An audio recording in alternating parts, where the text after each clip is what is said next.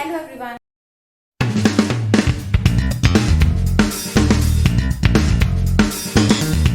Welcome back to my channel. You are watching Creative Learning and myself Shashi.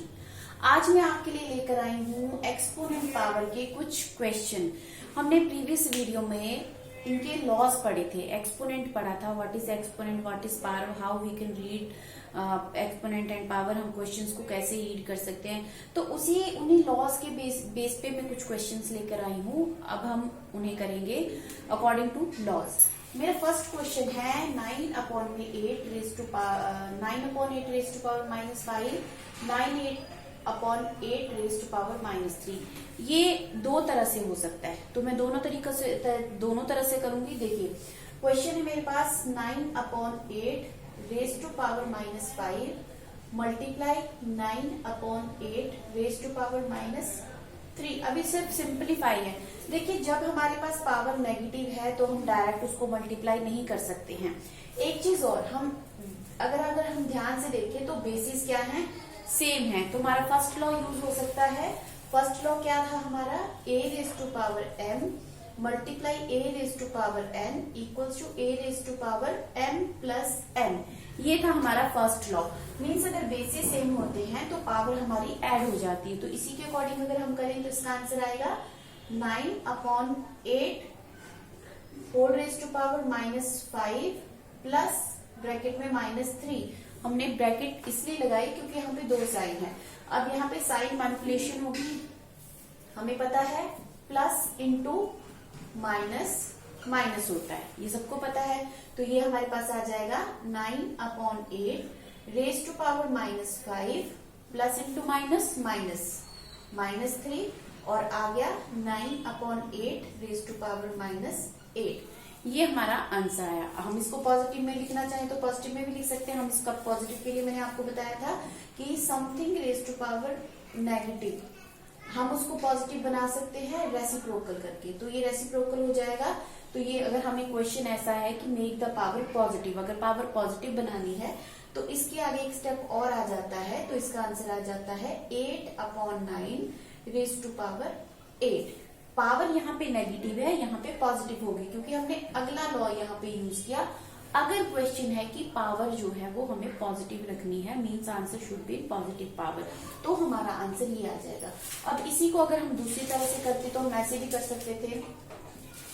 हमारे पास है 9/8 raise to power -5 multiply 9/8 raise to power -3। Okay, तो अब मैं यहाँ पे ये जो लॉ है, ये जो पावर पॉजिटिव करने का लॉ है उसको पहले यूज कर रही हूँ। तो सबसे पहले मैं इसको पावर को पॉजिटिव बनाऊंगी। 8/9 raise to power 5 multiply 8/9 raise to power 3। देखिए अब हमारी पावर पहले पॉजिटिव हो गई। तो again using the first law, that is a raise to power m multiply a raise to power n, that is equals to a raised to power m plus n। means if bases are same then powers are added। अब हम इसको add कर देंगे, हमारे पास आ जाएगा 8/9 raised to power 5 plus 3 equals to 8/9 raised to power 8। देखिए answer दोनों सेम है। तो किसी भी तरीके से कर सकते हैं, ये डिपेंड करता है कि हम जब क्वेश्चन देखते हैं हमारे माइंड में कौन सा लॉ पहले आ रहा है, उसी के अकॉर्डिंग हम क्वेश्चन को सॉल्व कर सकते हैं। तो दोनों तरीकों से अगर हमने देखा तो यहाँ पे आंसर जो आया वो हमारा सेम आया। तो सबसे पहले क्या देखना है, बेसिस सेम है, पावर हमने ऐड की है। दूसरे तरीके से हमने देखा कि पावर नेगेटिव है, तो कई बार होता है कि नेगेटिव क्यों रखनी, पॉजिटिव कर देते हैं। तो हमने दूसरा लॉ यूज कर लिया, हमने पहले पावर जो होती है यहाँ पे क्या कर दी, पॉजिटिव कर दी। बाकी फिर से फर्स्ट लॉ यूज किया, if bases are same then powers are added. Again power add होगी, सो दोनों का आंसर हमारा सेम आ गया। नेक्स्ट चलिए चलते हैं नेक्स्ट क्वेश्चन पे। हमारा नेक्स्ट क्वेश्चन है 4/5 raise to power 5। Second question है 4/5 raise to power 5 multiply 5/6 raise to power 5। अब अगर हम यहाँ पे ध्यान से देखें तो हमारे बेसिस सेम नहीं है। इवन पावर जो है वो हमारी सेम है लेकिन बेस जो है वो डिफरेंट है। तो हमने एक और लॉ पढ़ा था कि p raise to power n multiply q raise to power n, मतलब बेसिस हमारे डिफरेंट हो गए, पावर हमारी सेम है, तो हम क्या करते थे, दोनों बेसिस को आपस में मल्टीप्लाई करके पावर को कॉमन करते हैं। तो यहाँ पर भी वही लॉ यूज होगा। अब हम क्या करेंगे, 4/5 रेज टू पावर 5 मल्टीप्लाई, फिर से लिख दिया एक बार, कोई बात नहीं, मैं नेक्स्ट स्टेप में इसको कंप्लीट करूंगी। अब नेक्स्ट स्टेप में इसको सॉल्व करूंगी। क्या करेंगे, जो हमारे बेसिस हैं उसको हम पावर के अंदर ही मल्टीप्लाई कर देंगे और कॉमन पावर ले लेंगे, क्योंकि पावर सेम है तो हमने पावर को कॉमन कर दिया। अब देखिए यहाँ पे 5 से 5 कैंसिल हो रहा है, हमने पढ़ा छोटी क्लासेस में पढ़ते आए, जो चीजें कैंसिल होती है उसको कैंसिल कर देते हैं। 4 और 6 भी कैंसिल हो जाता है, 2 2 जा 4 और 2 3 जा 6। तो हमारे पास आंसर क्या आएगा, 2/3 रेज टू पावर 5। और इसको आगे भी सॉल्व कर सकते हैं। आगे कैसे सॉल्व किया जाता है, 2 इंटू 2 इंटू, मतलब 2 को 5 टाइम्स लिखेंगे और डिवाइडेड बाय 3 इंटू 3 को भी हमने 5 टाइम्स लिखना है। आंसर आ जाएगा 2 2 जा 4, 4 2 जा 8, 8 2 जा 16, 16 2 जा 32, 32/3 3 जा 9, 9 3 जा 27, 27 3 जा 81 और 81 3 जा आई थिंक 4, 81 3 जा 243। तो आंसर हमारा क्या आ गया, 243। मीन्स जो हमने प्रीवियस क्वेश्चन किया उसको भी हम आगे सॉल्व कर सकते थे। अगर क्वेश्चन में पूछा होता है उसी के अकॉर्डिंग हम क्वेश्चन का आंसर करते हैं। तो इसको आगे भी एक्सपेंड करके, मतलब इसको पूरी तरह से सिंप्लीफाई करके आंसर आएगा 32/243। तो बिल्कुल सिंपल है। हमें क्या ध्यान रखना है कि यहाँ पे जो हमारी पावर है वो सेम है, बट बेसिस जो है वो डिफरेंट है। So we combine the bases, हमने बेसिस को कंबाइन करके मल्टीप्लाई किया है और पावर को कॉमन कर दिया है। सो नेक्स्ट क्वेश्चन पे आते हैं हम। हमारा नेक्स्ट क्वेश्चन बहुत ही सिंपल है, आई थिंक सारे बच्चे बहुत आराम से कर लेंगे। देखिए 8 raise to power 9 divided by 8 raise to power 3, ये है। अब बीच में है हमारे पास डिवाइड का साइन, तो क्या करेंगे हम, डिवाइड के साइन के लिए हमें पता है a raise to power n divided by a raise to power n equals to a raise to power m minus n। मतलब कि अगर हमारी बेसिस जो है वो सेम है, बीच में डिवाइड का साइन है, तो हमारी ये पावर जो है वो सब्ट्रैक्ट हो जाती है। तो मैं सब्ट्रैक्ट कर दूंगी 8 रेज टू पावर 9 माइनस 3, तो हमारे पास क्या आ जाएगा 8 रेज टू पावर 6। तो हमारे पास आ गया 8 रेज टू पावर 6। इसको भी सॉल्व कर सकते हो, 8 इंटू 8 इंटू 6 टाइम 8 को मल्टीप्लाई करके हम इसकी सिंप्लीफाइड फॉर्म भी ला सकते हैं। क्वेश्चन नंबर 4 में आएंगे। हमारे पास है -3/4 raise to power -2 whole raise to power है 2। ओके, अब क्या करेंगे, हमने एक लॉ और पढ़ा था, जो हम लॉस पढ़ते हैं उसको हम क्वेश्चन के आगे जरूर लिखते हैं, जो यूज होता है। वहां पे था p raise to power m whole raise to power m equals to p raise to power m into n। देखिए मतलब कि बाहर और अंदर दोनों ही जगह क्या है, पावर है, तो हमने पावर को मल्टीप्लाई करना है। तो डायरेक्ट भी मल्टीप्लाई कर सकते हैं, या फिर पहले हम पावर को पॉजिटिव कर लें, तो हमारे पास आ जाएगा 4/-3 रेज टू पावर 2 और होल रेज टू पावर 2। अब क्या हो जाएगा हमारे पास 4/-3 and whole raise to power 2 into 2, that is 4/-3 and whole raise to power 4। ये हमारा आंसर आ जाएगा। इसको भी हम आगे एक्सपेंडेड फॉर्म में लिख सकते हैं। पूरा आंसर जो आएगा वो 4 इंटू 4 इंटू 4 इंटू 4 और -3 इंटू -3 इंटू -3 इंटू -3, आप इसको ब्रैकेट में ले सकते हैं। और इसका आंसर आपको होमवर्क है, आप खुद मल्टीप्लाई करेंगे और इसका आंसर हमें आगे निकालेंगे कि क्या है। तो मुझे कमेंट बॉक्स में लिख के बताना कि इसका आंसर क्या है। ओके, नेक्स्ट क्वेश्चन है हमारे पास 2/5 raise to power -5 whole power 0 plus, देखिए यहाँ पर पावर 0 आ गई है, हमने 0 वाला लॉ भी पढ़ा था, that is something raise to power equals to something raise to power 0 equals to 1। वो यहाँ पे यूज होगा, लेकिन उससे पहले हम स्टेप वाइज इसको सॉल्व करेंगे, क्योंकि मैंने पहले भी बताया आपको कि हमें मैथ्स में हमेशा स्टेप के नंबर मिलते हैं। तो सबसे पहले इसको लेके चलेंगे। हमें यहाँ पावर नेगेटिव दिख रही है। एक लॉ मैंने आपको सिखाया था कि अगर कोई भी नंबर है, जैसे हमारे पास कोई भी a raise to power m है, तो इसकी पावर हमें पॉजिटिव बनानी पड़ती है। हम क्या करते हैं, 1/a raise to power m। तो हमारी पावर, कोई भी पावर अगर नेगेटिव हो, अंदर टर्म का रेसिप्रोकल ले लेते हैं तो पावर पॉजिटिव हो जाती है। ये पावर हमारी पॉजिटिव हो गई।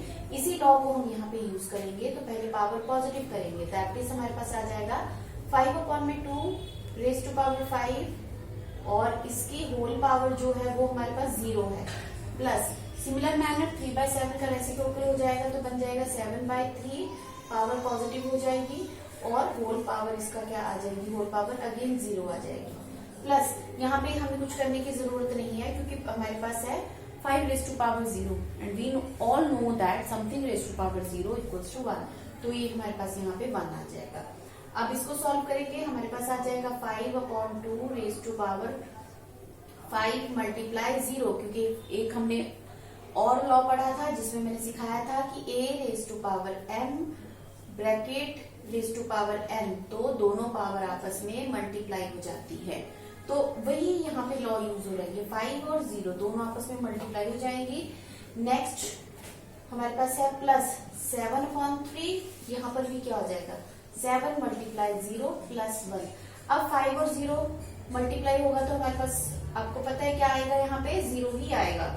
प्लस हमारे पास है 7/3, और 7 और 0 फिर से 0 हो जाएगा, plus 1। Something raise to power 0 equals to 1, something raise to power 0 equals to 1, something raise to power 0 equals to 1। So हमारा आंसर क्या आ जाएगा यहाँ पे, 3। सो इस तरह से हम इन क्वेश्चंस को सॉल्व कर सकते हैं। जो नेक्स्ट क्वेश्चन है वो थोड़ा डिफरेंट है, और इस तरह का क्वेश्चन भी एक्सपोनेंट पावर चैप्टर में जरूर पूछा जाता है। 2 नंबर, 2.5 नंबर, 3 नंबर में आता है, डिपेंड्स अपॉन द क्वेश्चन। केवल लेंथी क्वेश्चन होते हैं तो ज्यादा नंबर के आते हैं। अब यहाँ पे क्या है, find the value of k if -2 raise to power k plus 1 multiply -2 raise to power 3 equals to -2 raise to power 7। तो देखिए मैं इसको सॉल्व करूंगी। अब सबसे पहले मेरे पास -2 raise to power k plus 1, अगर हम ध्यान से देखें तो यहाँ पर बेसिस जो है वो सेम है, मतलब बेस जो है वो -2 ही है हमारे पास तीनों टर्म में। इक्वल्स टू में भी -2 रेज टू पावर 7 है। तो सबसे पहला law, a raise to power m, हमारा लॉ क्या था, a raise to power m multiply a raise to power n equals to a raise to power m plus n। Bases same है, power add हो जाती है, तो वही करेंगे हम। यहाँ पे हमारा बेसिस जो है वो -2 है, लेकिन इक्वल टू के लेफ्ट हैंड साइड अलग सॉल्व होगा, राइट हैंड साइड अलग सॉल्व होता है। -2 raise to power k plus 1 plus 3 आ जाएगा, इक्वल्स टू में -2 raise to power 7।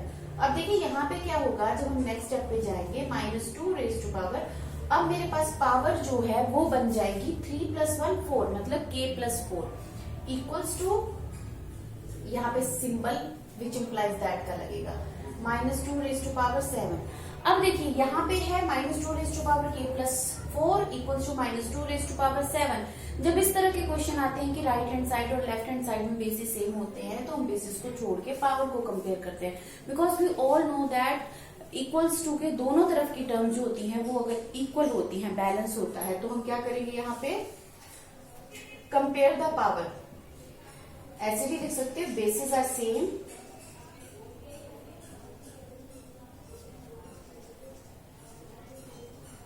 Then compare the power.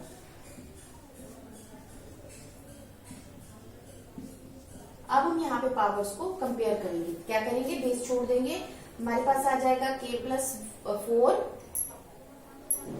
Equals to 7, which implies that k 4 जो है वो इक्वल्स टू के दूसरी तरफ शिफ्ट हो जाएगा, तो हमारे पास आंसर जो आ जाएगा वो k की वैल्यू 3 आ जाएगी।